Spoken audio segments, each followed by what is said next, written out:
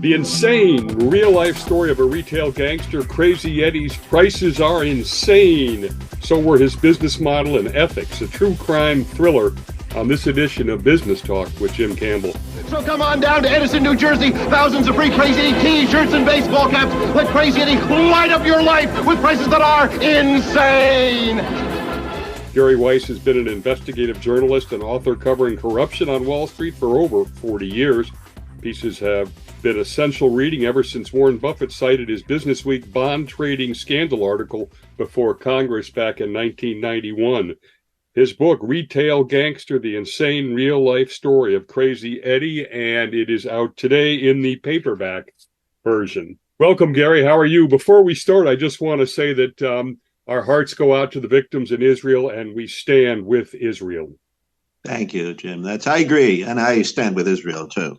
I just want to ask first, because Buffett is my business idol, and I assume you were talking about the Salomon Brothers scandal. What was your article that was cited, or what was your point? Well, I actually believe I wrote the very first article which broke the scandal. You know, that there was a short squeeze, I believe it was, in one of the securities that was being exploited by Salomon Brothers. Yeah, that was. If I say so myself, I kind of broke the story. And he cited it in a congressional testimony. He says, I read about it in Businessweek. So that was kind of a big thing back then. Wow. Another thing I want to ask you off point is Born to Steal was a book you wrote about how the mafia took over brokerage houses in the 90s. In a couple sentences, what do you mean by that? Well, what happened was back in the early 90s, the mafia would actually control the market in certain stocks via their relationship with certain stockbrokers and certain investment bankers. It was a really wild and crazy company. Now, these were small companies. They were little micro-cap companies, but it was mafia involvement in the markets. Came and went. Are you talking amongst the bucket shops? Or are you talking the elite major firms? No. I'm talking about little bucket shops. Okay. They take over bucket shops by force. That makes sense. I get it now. Okay, Eddie Antar is the man behind Crazy Eddie's, and you kind of say it's a uniquely New York City DNA, and also the entrepreneurial nature of Syrian Jews. Give us a little background on Eddie and that culture. Yeah, well, Eddie was, he was the product of a long line of Syrian Jews. Syrian Jews emigrated. They fled the Middle East in the early 20th century, escaping persecution. Something that I think resonates today.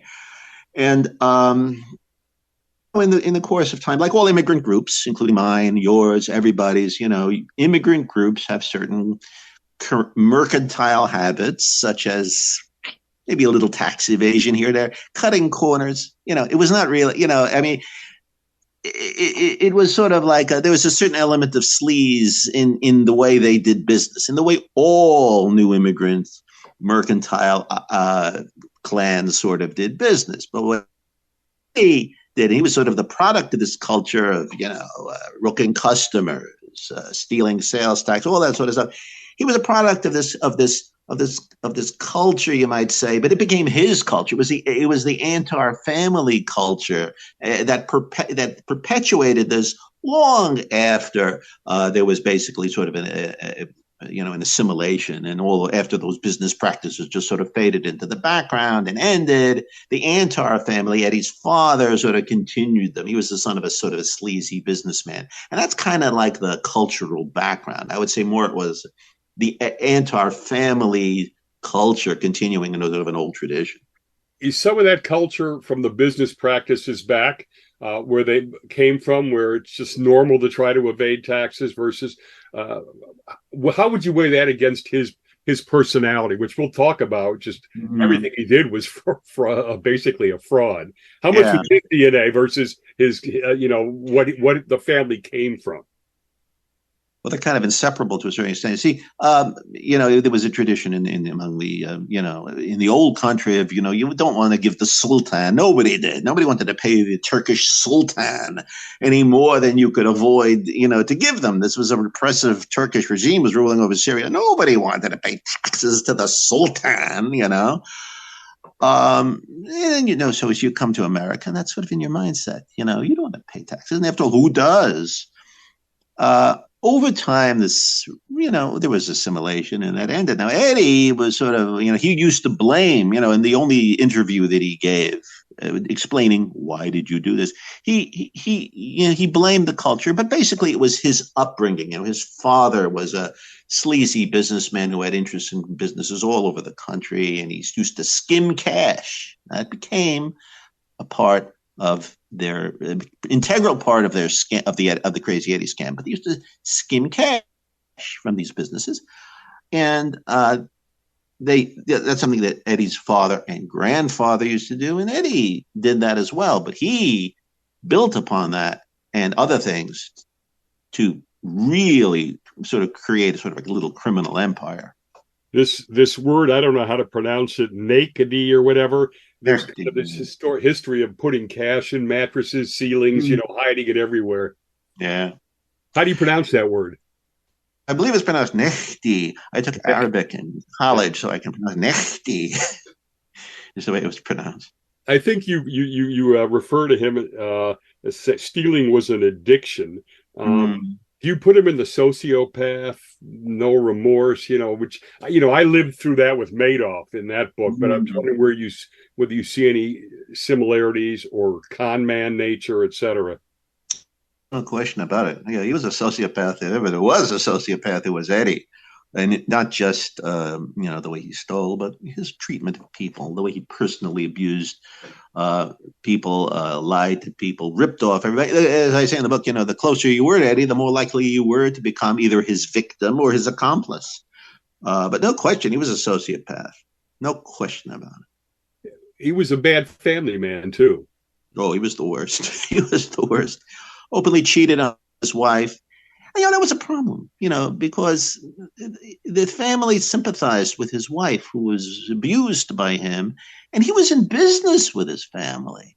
So it was a source of tension, and it contributed to his downfall, ultimately, that he abused his wife. So he kind of got what was coming to him eventually. All right. Tell us a little bit about, especially for those that don't remember, about Crazy Eddie's, how it emerged and everything. Well, it was a cultural phenomenon. I mean, we're talking about an electronics chain. It was more than an electronics chain. He was an innovator, a legitimate innovator in discounting, although he exploited that in his own criminal way. And the advertising of Crazy Eddie is what most people remember about it. Most people don't even, I think, even remember that it was a scam. What they remember are the commercials that used to come out from a guy called Jerry Carroll's Screamer commercials on TV and on radio. Our prices, I don't want to even attempt to imitate them. Our prices are insane. Now, these were really innovative commercials, from a business sense. This guy was a marketing genius. He knew exactly what he was doing, and he was a bit of a micromanager. I mean, this was sort of his brainchild, and they were spectacular. And they had 43 stores throughout the Northeast at their peak. It was the biggest. Listening to you describe that, one aspect reminds me a lot of Madoff, which is when you say this guy was brilliant enough as an innovator. Yeah. There's no reason that he would have really had to cheat the same way with Madoff. He built a brilliant, legitimate business. And I mean, that's kind of what I hear you saying. Yeah. There's no question. If he had been, Madoff had a great intelligence, although he was only a high school dropout. He was a real, very, very brilliant man. And if he had not gone into crime, he could have, perhaps it might not have been the electronics chain, that was kind of he came in sort of, he sort of rode the wave of that. But there's no question. I think that if it wasn't for crime, he would have been a successful, legitimate businessman. I have no doubt about that at all. You said another thing that I thought was very interesting is that here we are in this time and people don't remember the crimes. They remember the marketing brilliance. Interesting. Oh, sure. Yeah, I mean, the crime got a lot of attention. That was all over the news. But, that fades in the memory but people do remember. I think it's just the nature of human nature. People do remember the advertising, the screamer commercials. They remember that. Even people who weren't even born at the time, it's sort of been carried on through part of the lexicon, part of the culture. What got you interested in doing the story? Did you have a connection or something with him, or? Well, not with Crazy Eddie. I never even went into stores. I didn't want to go into those places. They looked kind of slimy. But no, I got to know a guy named Sam E. Antar. And that's the cousin of Eddie Antar. Sam E. Antar was the financial brains of the operation. He was the younger cousin of Eddie Antar, and he was the financial brains. And I got to know Sam. And so over time, I started gathering string, as we say, for this book years and years ago. I think 2007 might have been the first time I ever talked to Sam. But you see, pulling together the strands of that story was not easy. So, it took a while for me to come together with that book. Madoff Talks, uncovering the untold story behind the most notorious Ponzi scheme in history, and now a Netflix docuseries, Madoff, the Monster of Wall Street. You can go to MadoffTalksBook.com for my website. We'll be back with Gary for the next segment, look into how Crazy Eddie did it. Mm-hmm. We're back with investigative journalist Gary Weiss talking about Crazy Eddie's, an electronics store of great success at one point. And as you said, in those famous ads, that's not Crazy Eddie himself. Who is the guy, and where is he now, or what's his story? There's a guy named Jerry Carroll. He was a disc jockey, DJ at WPIX-FM, and he was just sort of a fast-talking DJ. And he was discovered by one of Eddie's guys. They saw this guy really had a good, fast delivery, and they hired him to do these commercials. And he was, in real life, he was a very shy individual. He was very retiring and shy. But he really got energized when he got on the air, and he really knew what he was doing. And it's sort of interesting that his real persona versus his broadcast persona, because he eventually, over time, he died a few years ago, and he was such a shy person. Nobody knew about it. People read about it in my book that he had passed. That's how shy this man was. But he was he was screaming for Crazy Eddie. Do you know how he felt being the face of that business to find out it was all a fraud? Well, I never had the opportunity to interview him. He did die, when I was writing the book, before I started writing the book, so I didn't have the chance to talk to him. But he was close to Eddie, and look, he was a performer. He was doing a job. There was a lot of people who did work for Eddie, who were really good professionals, marketing professionals, sales professionals. They had no idea that this was a fraud. These people, they had no real guilt. They just did a job. And we're going to look now into how he did it and just all the different types of fraud, kind of from a big picture. But first off, just on a simple basis, he was providing discount products, but ripping off customers. I think you said he was able to sell $59 cameras for $250, and people still perceived they were getting a big break.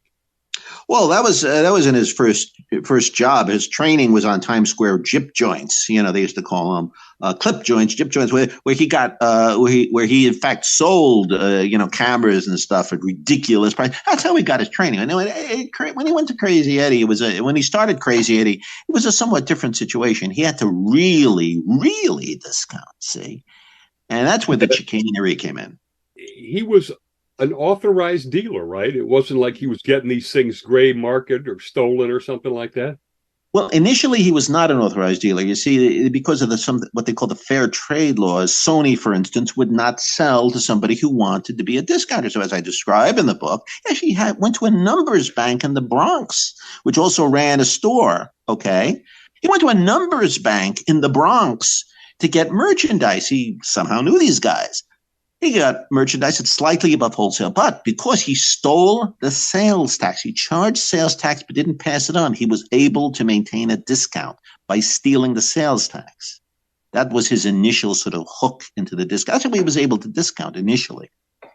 Yeah, that's amazing too. What is lunching again? That's selling. Go ahead. Oh, that's one of the things that happened. One of the ways he made money in myriad ways, and one of the ways he did was so-called lunch, which is what it meant was that when you return merchandise, it should not be put back on the shelf. If there's a reason it's used, you're not supposed to put it back on the shelf. He used to put it back on the shelf through something called lunch, meaning repackaging. They called it lunch, developed. But that was one of the various ways he ripped off customers in ways that the customers didn't know they were going to be ripped off. That was one of the ways. That was just one of the ways. Now, there's P.C. Richards, the Wiz, Newmark, and Lewis. These guys were competitors. Did they do the same kinds of things, or they really couldn't compete with him because of the way he was cheating? Most of them did not. It's sort of funny. Dick Lewis is watching. You may recall that commercial. Newmark and Lewis was one of the big chains that competed with Eddie. They eventually were prosecuted for one of the things that he did, which was insurance fraud. And ironically, Eddie carried out insurance fraud, and he was never prosecuted. Tell us what the insurance fraud was, or how he would do that. Well, how it is in New York City. There's going to be you're going to be robbed. You're going to burn down. You're going to get floods. Okay, a lot of floods. Your roof leaks. Okay, so what Eddie used to do is he used to exaggerate the claims. Yeah. He used to hose down the merchandise. He'd bring in merchandise from stores that wasn't selling, and he'd put it in and drop it in the water and spray water on it. And he'd do this over and over again. He made a lot of money by ripping off the insurance company. He was never prosecuted for this. I mean, there was just so much crime going on. They could only do so much. I mean, really, they wound up getting him for racketeering and for, insider trading. And that was kind of, He would value the merchandise at retail value, right, to inflate the insurance, proceeds back to him. And now money laundering, he sent cash to Israel, right? That he just consistently took out of it back from, as we were talking about, that hoard the cash and don't report it kind of thing. Right. He'd skim profits. Yeah. Initially, they were just stuffing in the mattress, putting it in the ceiling, behind ceiling panels. Over time, there's a lot of money. We can't just stuff it all in the ceiling. So they sent it. They had accounts in Israel. They went to Israel. They were good pro-Israel people. God bless them. They had vacation in Israel, and they would open up accounts in Israel and put the cash at Bank Leumi in Tel Aviv. And this became the foundation for one of their most interesting frauds, just as they was about to go public, which I can get into. Something here reminded me of the types of people that Bear Stearns hired, which is, you talk about hungry young kids, which is what Bear Stearns was always, focused on. Oh, yeah. Yeah, they used to have hungry young. Well, they used to have they had some of the best salesmen in the business. Eddie was a great salesman. He knew he could sell. There's an old saying: he could sell ketchup to a lady with white gloves. He knew what he was doing. He really understood. He trained his sales personnel in sales using the techniques he picked up in Times Square and those gyp joints, and in the course of which he engaged in widespread bait and switch. This was one of the real foundations of his early success, bait and switch. That was a big thing for Eddie. Did these sales guys, loyalty was a big thing to him, like it always is to these kinds of folks. Did they know that there were scams going on? Did they think they were selling a totally legitimate business? They didn't know about the scams going on in the executive offices, but they knew they were engaged in bait and switch. Now, bait and switch is where you advertise something. The customer comes in for one product, and you sell them something else that is more advantageous to the store. That's bait and switch. And is that wrong? Is that wrong? No, that's not illegal. That's illegal. You're not supposed to engage in bait and switch. It's kind of contrary to the consumer protection laws. Now, I must say, it is not a felony. It is not a crime. It's not just something going to throw you in prison. It's illegal. You're not supposed to do that. And they did that constantly, and they knew it was wrong. And one of the guys I interviewed, in fact, said, look, I got to be it was a big switch thing he said to me, and I just got fed up with it. I didn't want to do this. So now they knew it was wrong, and they did it, but these were not criminals. This was not, this is not a crime they were committing. It was just a business practice that you're not really supposed to do. That's all it was, but they did it. Yeah, you come in for a Sony, and you walk away with an off brand, a Gold Star, whatever the hell it was, because they made more money on the brand, even though they sold it for less. They made more money on it. But you come in for one. It's interesting because on finance, you're not supposed to do that, right? You're supposed to be a fiduciary. But I started off at IBM, and for them, it was an explicit strategy. We want to sell the higher gross profit products, and And even if it was going, they knew it was going to be out of, they'd have a new product in 6 months. And I always thought that was kind of sleazy, but it was never viewed as anything illegal there. You're listening to Business Talk with Jim Campbell. Also listen to our crime show, Forensic Talk with Jim Campbell. More fraud with Crazy Eddie coming up in our third segment. We're back with Gary Weiss, his book, Retail Gangster, the insane real-life story of Crazy Eddie, and it happens to be coming out in the paperback version just today. He next goes the route of considering and pulling off an IPO, right, which is going to raise the whole legal requirements of a public company, and I guess caused him to stop stealing sales tax. But how did he get these big firms? Oppenheimer was one of them, to underwrite this. And I know a big problem with why Madoff could not sell his company was because it was under one umbrella, and he couldn't obviously allow due diligence on the the hedge fund Ponzi scheme. How did this guy put together and pull off an IPO? Well, consumer electronics was hot in those days, but what Eddie was, so there was some interest, but what Eddie did, he prepared well in advance, several years in advance, at the advice of his young cousin Sam E. Antar, the financial brains of the operation. He started reducing the skim. Remember, I was explaining to you that he had used to send profits out to Israel. Well, he reduced the amount of profits that he was sending to Israel over time to make, you take less profits out, you're increasing your profits. So he made a small increase, a small genuine increase in profits, maybe 2%. He's made it into a huge double-digit increase in profits. And this resulted in the investment banks looked at this and they said, my God, look at what you guys are growing. You're a growth company. You deserve a big PE. So they might have been able to go public anyway, but this way they were able to get a really big price earnings ratio in your IPO. And this was the beginning. This is of course securities fraud, and this was the beginning of their entry into big time fraud. The skim, reduction to the skim. I do find that amazing that reducing the skim is the way that he got greater than average growth in that business, which of course is what you say drove the PE ratio. You've got these investment banks, and KPMG was his, or the predecessor to KPMG was his auditor. Did these guys do any due diligence? Well, sure, they did some due diligence, but look, they sent over some guys who were not able to sort of penetrate the wall of baloney they got from Eddie and his company. Sure, they did. You have to do due diligence. Come on, you did. Of course, you got to do due diligence. But these guys were out of their depth. They didn't know that there was some sort of scam going on, that they were skimming and sending stuff to Israel and producing and doing less. They didn't know that. This is a failure of imagination, Yeah. And the it always is amongst particularly regulators, right? And right. Talk about the same benefit that Madoff exploited, which is, as we look at securities fraud, is that the SEC just doesn't have the resources, right, to get on top of this.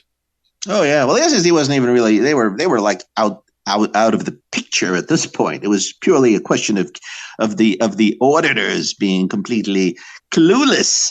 And of course, the SEC, they were like not even in the, forget about it. They were not even in the picture. And they were not even in the picture until the very, very end. At the very, very end, they came in and said, oh, what is this? But this was not, this is not something. And you can't reasonably expect necessarily the SEC to know what's going on in every single company. So, but the auditors, they did a lousy job of watching Crazy Eddie's book. Boy, they stank on us. That's what let's get to that right now. The accounting fraud was another reason that they got all this growth, right? Tell us, I guess simplistically, how the inventory fraud allowed him to grow profits. Right. Well, he had to grow profits. You see, after they went public, Eddie was the main owner of the stock, and he wasn't going to hold on to this garbage. He wanted to sell this stock. He got to get rid of it at as high a price as possible. So he had to elevate the profits. So how did he do it? He elevated the inventory levels to do that. And this is where the incompetence of the auditors came in. The auditors had people in the warehouses while he was inflating while his people were inflating the value of the inventories, and they were there. They had no idea what was going on. These are young guys, these auditors, they had no idea what was going on. Eddie's people pulled the wool over their eyes. They did a lousy job. They didn't do their job, and as a result of which, Eddie got away with, until the end, he was in massive accounting fraud. When he went to sell the business, or he started getting interest, they did do some due diligence, right? And they couldn't get the inventory levels to match correctly, right? They were way overstated, which allowed him, to put it on the balance sheet and make the profit and loss look more profitable.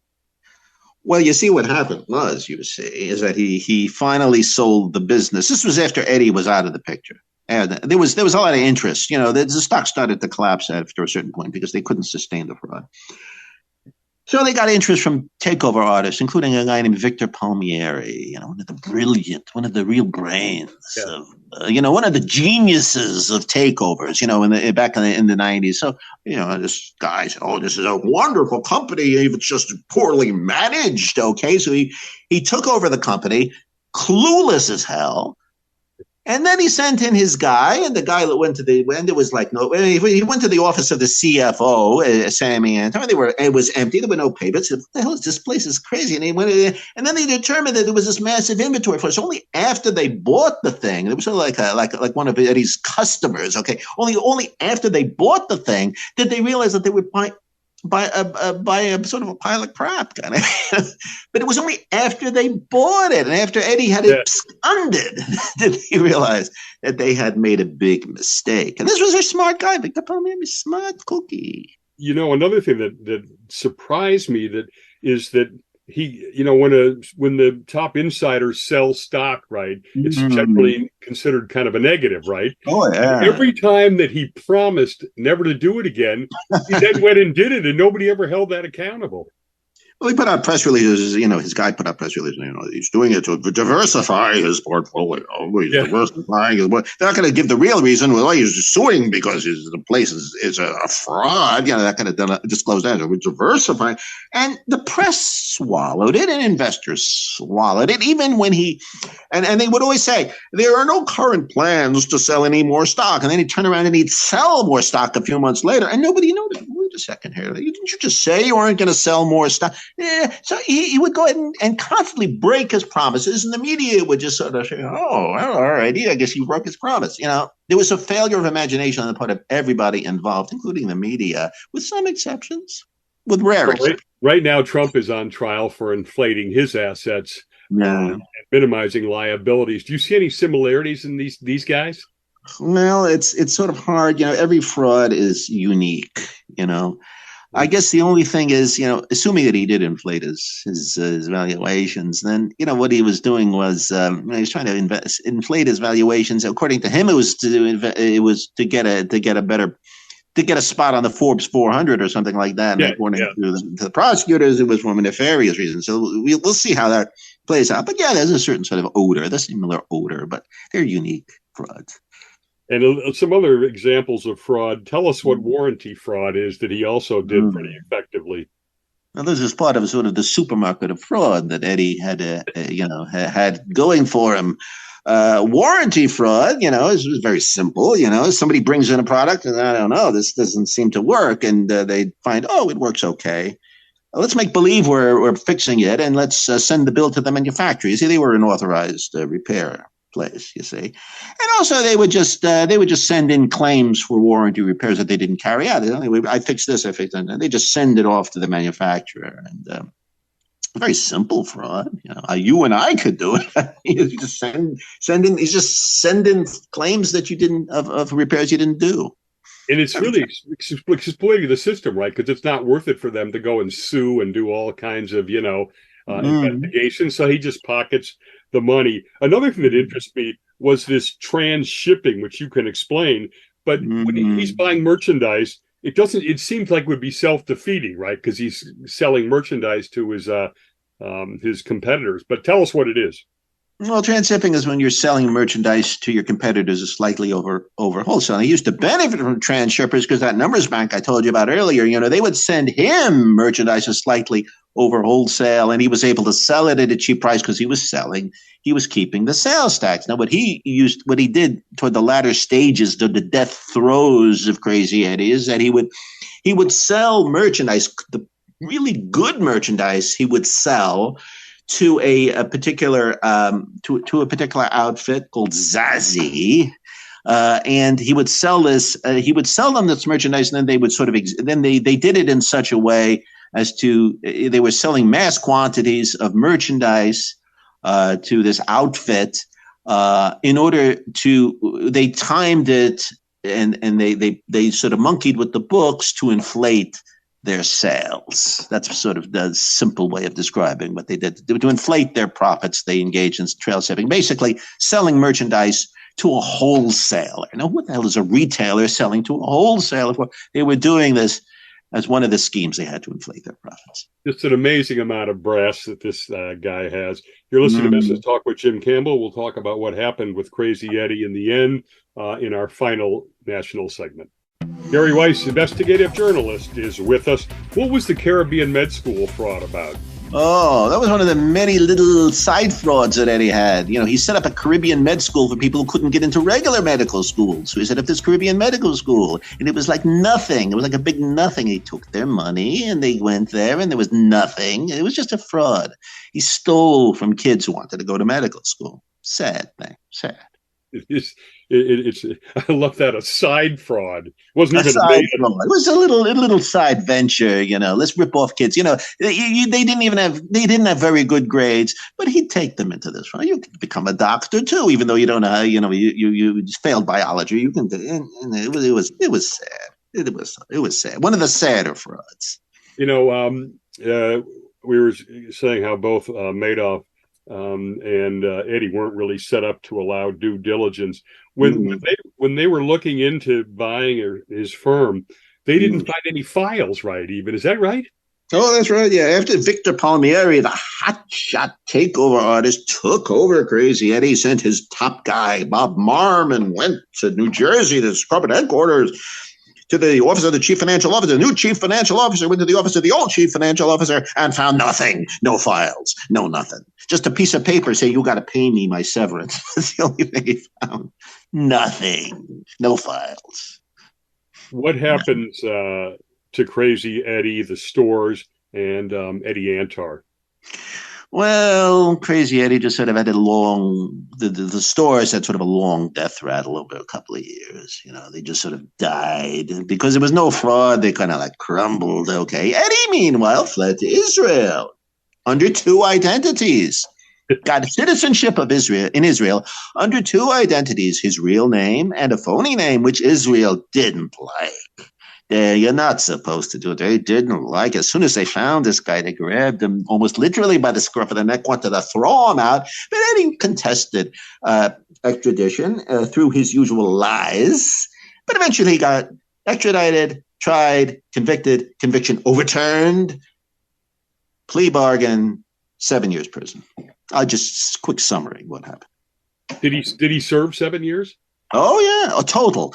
From the moment he was apprehended in Israel in 1983 and he got out in 2000, it was exactly 7 years that he spent behind bars. So he got a lot of prison time. Yeah. The money that he's hiding in Israel, does he end up having to disgorge all of that, or the money's in the family somewhere? Well, the money was scattered across not just Israel, but it was in Switzerland and it was in other places, Isle of Sark, maybe, who the hell knows? It was in all sorts of places. And it's not clear. I mean, they eventually disgorged, I believe it was about $120 million, but it's not clear. The SEC found it. They did a good job in looking for it.